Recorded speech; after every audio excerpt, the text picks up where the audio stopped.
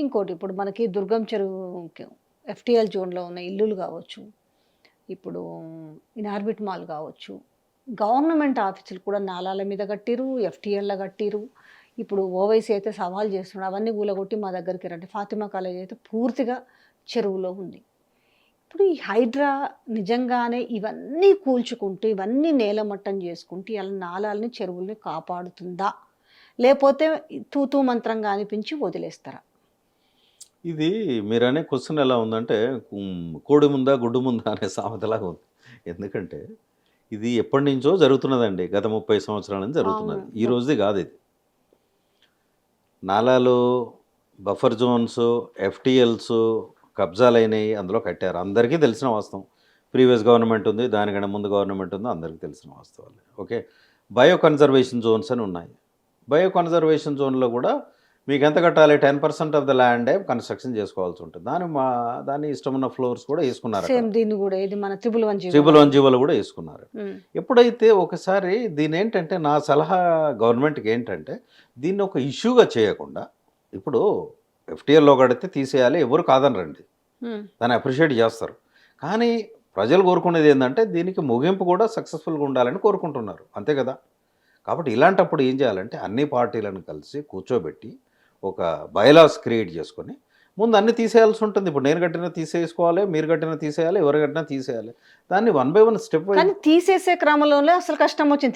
తీసేసారు. కానీ డబ్బులు కట్టి నష్టపోతున్న వాళ్ళ గురించి చర్చ గావాలిక్కడ.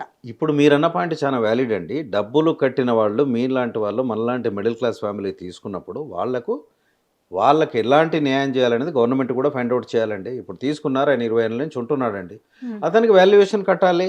అతనికి కాకపోతే వేరే చోట ఆయనకు అలొకేట్ చేయాల్సి హ్మ్. ఉంటుంది. ఇప్పుడు అంత ఈజీ కాదు కదండీ! నేను అన్నీ తీసేస్తానంటే అంత ఈజీ కాదు కదా! దాన్ని కంపెన్సేట్ కూడా చేయాలి కదండీ! అది కానీ న్యాయం కదా! కానీ అంత అఫోర్డబుల్ చేయగలుగుతదా అంత ప్రభుత్వం? అఫోర్డబుల్ చేస్తేనే అవుతదండి. లేకపోతే ఏమవుద్దంటే it will become another Bengaluru. ఇంకొక 10 ఇయర్స్‌కి చెప్తున్నాను. ఈ వీడియోని గనుక కంటిన్యూయస్‌గా మనం చేస్తే 10 ఇయర్స్ తర్వాత similar situation will happen to Hyderabad. వర్షం పడితే ట్రాఫిక్కు ఎక్కడిదక్కడ ఉన్నప్పుడు సిటీని నువ్వు నాలాలు ఎక్కడ ఉన్నాయి? డ్రైనేజ్ ఎక్కడుంది? డ్రైనేజ్ పాయింట్స్ ఎక్కడికెళ్తున్నాయి? ఓకే. నాలాలు ఎక్కడికెళ్తున్నాయి? ఓకే. వాటర్ ఎక్కడి నుంచి డ్రైవ్ అవుతుంది? అది ఎక్కడికెళ్తుంది? అనేది ఒక సిస్టమాటిక్ ఆర్కిటెక్ట్ ప్లాన్ కావాలండి. ఊరికే అంటే అవ్వదు. It's a long term process అండి.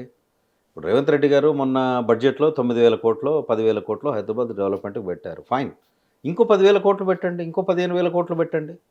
దీన్ని స్లోగా రోడ్లు వైడనింగ్ చేసుకుంటూ, డ్రైనేజ్ సిస్టమ్‌ని డెవలప్ చేసుకుంటూ, ఇలాంటివి చేస్తే it takes time. Maybe 5 years plan, 10 కానీ ఇయర్స్ ప్లాన్. ఒకటేనండి. ఇప్పుడు హైదరాబాద్‌లో మీరన్నట్టుగా ఎఫ్టీఎల్ జోన్‌లో గావచ్చు, బఫర్ జోన్‌లో గావచ్చు, నాలాల పైన గావచ్చు, ఇంకేమన్నా గావచ్చు కట్టినవి కూల్చాలంటే 50% కట్టడాలు కనపడవు హైదరాబాద్‌లో. ఓకే. ఇప్పుడు బుద్ధ భవన్ ఉంది. ఏదైతే బుద్ధ భవన్ నాలా పైన కట్టిర్రు. జీహెచ్ఎంసీ ఆఫీసు ఎఫ్టీఎల్‌లో ఉంది. రాజీవ్ గాంధీ విగ్రహం ఎఫ్టీఎల్‌లో ఉంది. CCMB yes. ఆఫీస్ ఎఫ్టీఎల్‌లో ఉంది. సెక్రటేరియట్ ఎఫ్టీఎల్‌లో ఉంది. అంటే మీరన్న పాయింటు మనము ఇవాళ డిగ్ చేసుకుంటూ వెళ్తే మీరన్నది వ్యాలిడ్ పాయింటే. నేను కాదనట్లేదు. గవర్నమెంట్ బిల్డింగ్స్ ఎఫ్టీఎల్‌లో ఉన్నాయంటున్నారు. హ్మ్. దాన్ని వెరిఫై చేస్తూ ఇప్పుడు అవన్నీ మనం ఏ టు జెడ్ చేయాలంటే కూడా గవర్నమెంట్‌కు పాసిబుల్ కాదు. ఎవరికీ పాసిబుల్ కాదండి. ఇప్పుడు ఎలా ఉండాలంటే మనకు 800, 900 చెరువులు ఉండేనండి. ఇప్పుడు ఎన్ని చెరువులు ఉన్నాయి? హ్మ్. ఉన్నదాన్ని మనం ఎట్లా ప్రొటెక్ట్ చేసుకోవాలనే తప్ప క్యాన్సర్ వచ్చిందండి పేషెంట్‌కి. కొంతవరకు లెగ్‌కి వచ్చింది యాంపిటేషన్ చేస్తారు. యాంపిటేషన్ అంటే కట్ చేస్తారు. అవును. అలాగే చేసుకుంటూ పోవాలి కానీ ప్రతి ఒక్కటి కూలగొట్టాలంటే గవర్నమెంట్‌తో కాదు, ఎవరితో కాదు. అది కానీ ఇంపాసిబుల్. మరి సాచురేషన్ ఏంటి ఇప్పుడు? కరెక్టే. హ్మ్. మీరన్నట్టుగా ప్రతి ఒక్కటి కూలగొట్టుకుంటూ పోవడం గాదు అన్నప్పుడు, ఏ బేస్‌లో వెళ్ళాలి మరి? ఈరోజు ఎన్ కన్వెన్షన్ మీరు కూల్చేసిర్రు. ఏడ? ఓకే. ఎఫ్టీఎల్‌లో ఉంది అనేసి. చెరువుని అంటే 10 ఎకరాల్లో ఉన్న దాంట్లో బఫర్ జోన్‌లో కొంత, చెరువుకి 3.5 ఎకరాల్లో చెరువులో ఉంది కబ్జా చేసిరనేసి. హ్మ్. ఫైన్ కూలగొట్టిర్రు. మరి అదే చెరువు చుట్టూ ఇంకా కట్టడాలున్నాయి గదా! దాన్ని కూలగొట్టాలి గదా! దుర్గం చెరువు ఎఫ్టీఎల్‌లో ఉన్నాయి గదా! మరి ఇల్లులు. యెస్. మరి అవి అంటే ఏంటి వీటికి అని అంటున్నాను. ఇప్పుడు కొన్నిటికేమో అసలు సుప్రీం కోర్ట్ గైడ్‌లైన్స్ ప్రకారం చూసుకుంటే ఎఫ్టీఎల్ చెరువులల్ల వాటిలల్ల కబ్జా చేసి కడితే ఔట్‌రైట్‌గా కూల్చేయమని. యెస్. బట్ ఆ పరిస్థితి ఇక్కడ కనపడతలేదు మళ్ళా. ఇదే సుప్రీం కోర్ట్ వేరే రకంగా కూడా చెప్పొచ్చు. బుల్డోజర్ ప్రతి చోటుకు వెళ్ళే పరిస్థితి కూడా లేదు. ఇప్పుడు ఇదే దుర్గం చెరువు కింద మేము 30, 40 ఏళ్ల క్రితం కట్టుకున్నామని చెప్తున్నారు. ఒకటండి లాలో ఎలా ఉంటుందంటే మీరు 30 ఏళ్ళు 40 ఏళ్ళ నుంచి కట్టుకొని మీరు హౌస్ ట్యాక్స్ పే చేస్తున్నారు, ఓకే, రోడ్ ట్యాక్స్ పే చేస్తున్నారు, there is a road tax also, you are paying road tax, yes. అన్నీ పే చేస్తున్నప్పుడు you are entitled for the reimbursement legally as per the present norms. కాబట్టి దానికి ఎలా చేయాలంటే దీని complications పోకుండా నెంబర్ 1 ఏంటంటే రీహాబిలిటేట్ చేయాలండి. అక్కడ ఉన్నవి కూడా తీసేయాలి. తీసేసినప్పుడు ఎవరు ఏంటి వాళ్ళకి ఎక్కడ మనము రీహాబిలిటేట్ చేస్తాము, ఎక్కడ ఇస్తాం అనేటువంటిది కూడా వాళ్ళను కౌన్సిల్ చేయాలి ఇక్కడ. ఇదంతా కూడా బాగా లో మధ్య తరగతి వాళ్ళ గురించి అంటే సరే వాళ్ళకి ఏదో కట్టిచ్చేసి ఏదో అవేర్నెస్ క్రియేట్ చేసి వాళ్ళకి ఇచ్చేయచ్చు. ఓకే. ఈ హై రైజ్ల దాని మీద కొరడా జులిపించాల్సినంత అవసరం లేదా? ఏడవడత ఆడగట్టుడు అన్నీ కూడా చూసుకుంటే చాలా ఉన్నాయి. పేర్లు కొన్ని నాకు గుర్తుకు లేవు కానీ చెరువుల చుట్టూనే సగం చెరువులు ఆక్రమించి కట్టేసారు, టవర్స్ లేపిరు. మరి దీనికి ఇప్పుడు సొల్యూషన్ దొరకాలనేదే ప్రతి ఒక్కరు ఆలోచిస్తున్నారు. 100% అండి. హైదరాబాద్కు ఇప్పుడు ఏమవుతుందంటే గవర్నమెంట్ వేరియేషన్స్ వస్తున్నాయండి. It's very unfortunate.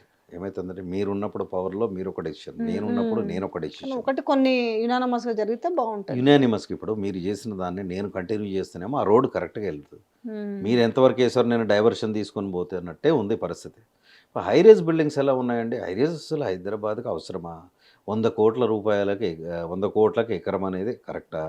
కాకపోతే హైదరాబాద్ ఏమైపోయిందంటే it has become total hype అన్నమాట. ఇప్పుడు చాలా యూట్యూబ్ ఛానల్స్ వాళ్ళు 10, 12, 15 కోట్లు పెట్టేసి హై రైజ్లల్లో డూప్లెక్స్ ఫ్లాట్లు 6 బెడ్రూమ్స్ 4 బెడ్రూమ్స్ లుక్ లైక్ ఇప్పుడు ఐరిష్ రాఘవ ఉంది రోడ్డుకే ఉంటుంది. రేపు అదంతా అయిపోయిన తర్వాత 30 ఫీట్ రోడ్ కూడా వాళ్ళు కంప్లీట్గా వాళ్ళ దాంట్లోకి వేసుకుంటారు కదా. కొంటున్నారు కదా, వెనక ముందు చూడకుండా ఎట్లా కొంటున్నారు మరి? సరే మామూలు వాళ్ళకంటే తెలియదండి, నాకు ఇల్లు ఉంటే చాలనుకుంటారు. కానీ 10, 12 కోట్లు పెట్టే వాళ్ళైతే కొంచెమన్నా ఆలోచించుకోవాల్సినంత అవసరం ఉందంటారా లేదా? 100% అండి. ఇప్పుడు ఇక్కడ నష్టపోయేది ఎవరు? మీ దగ్గర 10 కోట్లు లేవు, నా దగ్గర 12 కోట్లు లేవు. ఇవి ఉన్నది ఎవరి దగ్గర?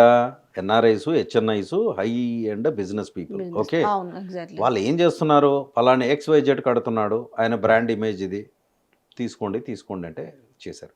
కాకపోతే ఏంటంటే నష్టపోయేది వాళ్ళే కదా. ఇప్పుడు ఈ హైరేజ్ బిల్డింగ్స్కు మాత్రం కరెక్ట్గా హైడ్రా అనేది వాటిని డెమాలిష్ చేయాలని కరెక్ట్గా అనుకుంటే మాత్రం యాజ్ పర్ లా ప్రకారం వాళ్ళు చేస్తే మంచిది. అది చేసినప్పుడు అప్పుడుకున్నటువంటి రిపర్కర్షన్స్ ఏంటి, ఆ ఉన్న బిల్డర్ కమ్యూనిటీ కూడా చాలా ఇన్ఫ్లుయెన్షియల్ కమ్యూనిటీ ఉంటుంది, మామూలు వాళ్ళు ఉండరు.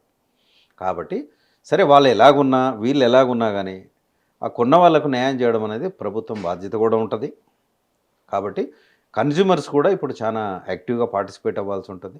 ఇంకా వెయిట్ చేసే కంటే ముందే prevention is better than cure అన్నట్టు just go and put some complaints or some PIL, public interest litigation petitions, whatever it is, and get the justice from the high courts అన్నమాట.